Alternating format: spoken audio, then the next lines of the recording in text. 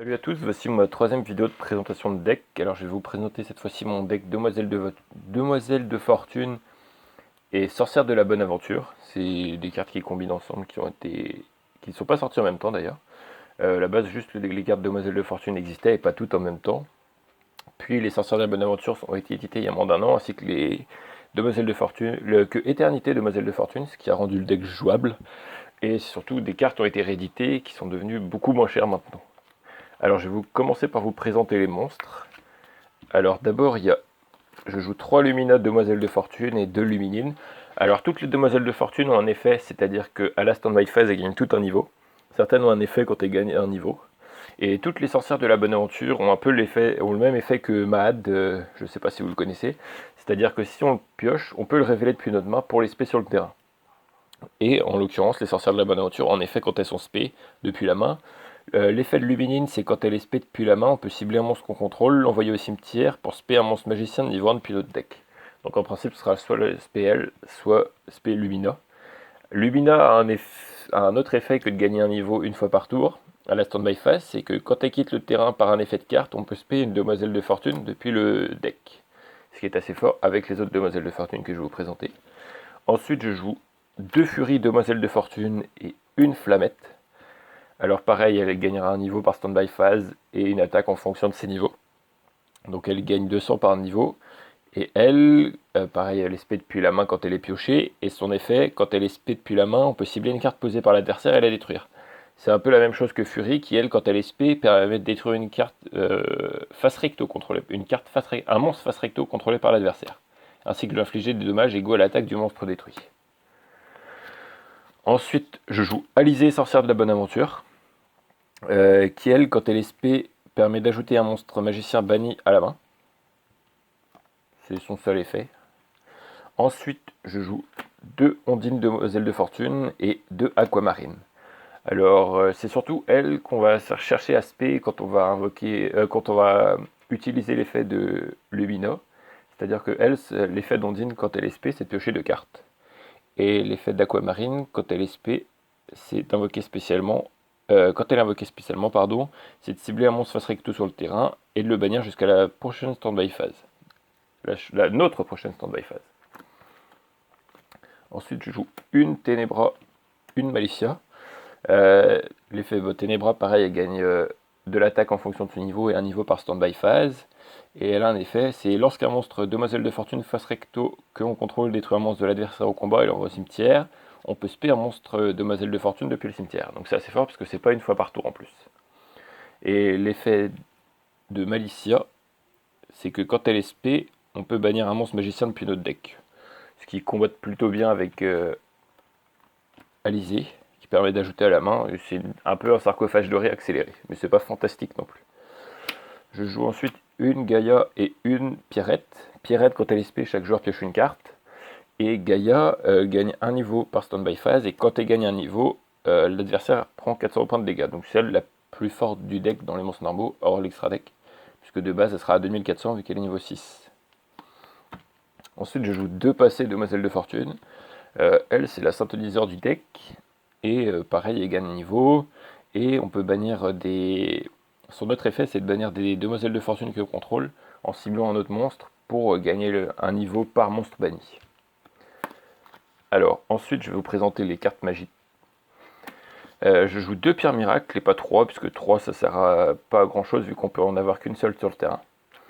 Son effet, c'est que tous les monstres magiciens qu'on contrôle gagnent 500 d'attaque pour chaque monstre sorcière de la bonne aventure de noms différents. Et l'autre effet, c'est que lorsqu'une attaque est déclarée impliquant un monstre sorcière de la bonne aventure, on peut piocher une carte. Donc ce qui est assez fort. Une attaque est déclarée, on pioche une carte. Si c'est une sorcière de la bonne aventure, on peut la respect pour gagner encore 500 d'attaque. Ensuite, je joue 2 visions du futur, donc c'est le terrain dont je vous parlais. Qui dit que lorsqu'un monstre est invoqué normalement, il est banni face recto. Donc ça marche par exemple avec Lumina, on la norme quand il y a le terrain, elle est bannie et ça nous permet de spé une demoiselle de fortune. Et c'est pas mal aussi pour bloquer l'adversaire. Ensuite on joue une carte éditée récemment, c'est 3 appels demoiselle de fortune, c'est la carte la plus forte du deck, c'est celle qui me tuto tout. Qui dit que si on contrôle un monstre sorcier de la bonne aventure, on peut spé une sorcière de la bonne aventure depuis le deck de noms différents. Mais ensuite, on pourra spé que des monstres synchro depuis l'extra deck. Ensuite, je joue 2 résultats inacceptables, qui, pareil, permet de spé. Alors, si on contrôle un monstre magicien, on peut spé une sorcière de la bonne aventure depuis notre main, qui est pas mal puisque ça active leurs effets quand elles sont spé, si on les a tour 1 et qu'on ne peut pas les spé directement, puisqu'on les a piochés en début de partie. Ensuite, je joue 3 prêts porte-bonheur, ciblé, qui permet de spé un monstre magicien d'un niveau de moins qu'une sorcière de la bonne aventure qu'on contrôle. Par contre, on pourra plus spé que des magiciens jusqu'à la fin de ce tour. Ensuite, je joue 2 futurs de fortune, qui permet de renvoyer une demoiselle de la fortune bannie au cimetière et piocher 2 cartes.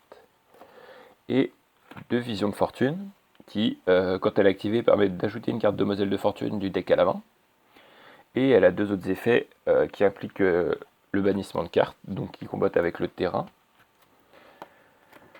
C'est-à-dire que si on a une carte à nous qui est bannie, nos cartes ne peuvent pas être détruites par des effets de cartes jusqu'à la fin de ce tour. Et si une carte contrôlée par l'adversaire est bannie, on reçoit aucun dommage de combat la première fois qu'on devait en recevoir ce tour. Je joue ensuite un passage temporel qui permet d'augmenter le niveau d'une demoiselle de fortune qu'on contrôle par 3 jusqu'à la end phase. C'est assez fort parce qu'en plus c'est une magie rapide. Un Monster Reborn et une baguette magique.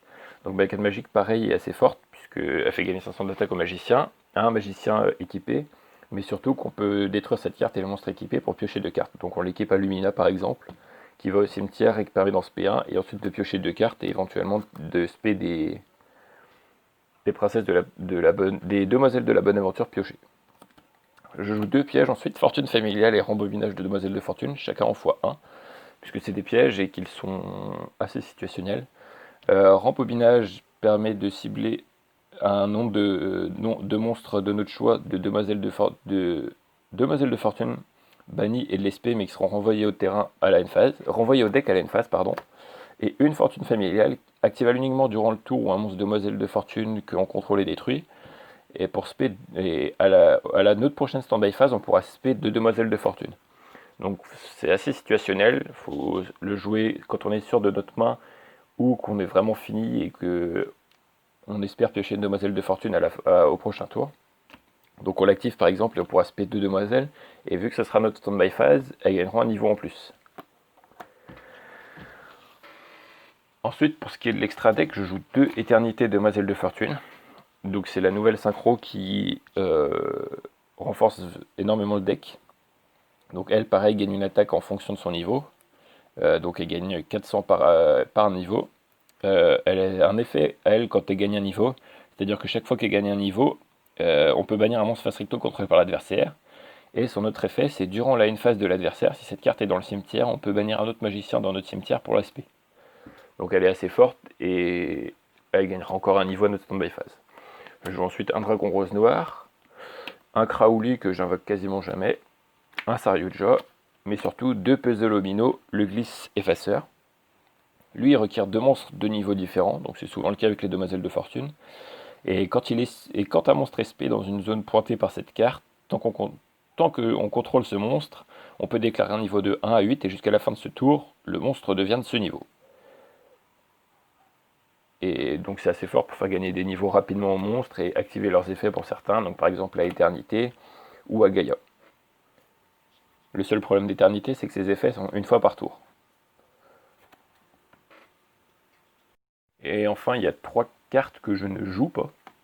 Il s'agit de Changement de la Destinée, de Zephyria, Demoiselle de Fortune et de Magicienne Solitaire.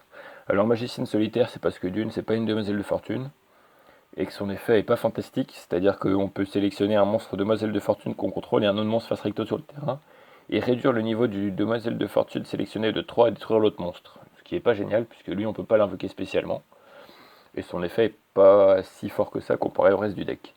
Zephyria, je la joue pas non plus, puisque son effet à elle, c'est quand elle est énorme, qui permet de détruire un nombre de magies pièges contrôlé par l'adversaire inférieur ou égal au nombre de monstres Demoiselle de Fortune qu'on contrôle. Et donc il nous... entre guillemets, on perd notre invocation normale si on l'utilise. Et c'est pareil pour Changement de la Destinée, qui est activable uniquement si on contrôle les Demoiselles de Fortune, et c'est une piège rapide qui permet l'annulation d'une magie, piège ou de l'invocation normale d'un monstre, et de retirer du monstre la carte ciblée. c'est pas très fort, puisque quand on contrôle des sorcières de la bonne aventure, ça, on peut pas activer cette carte.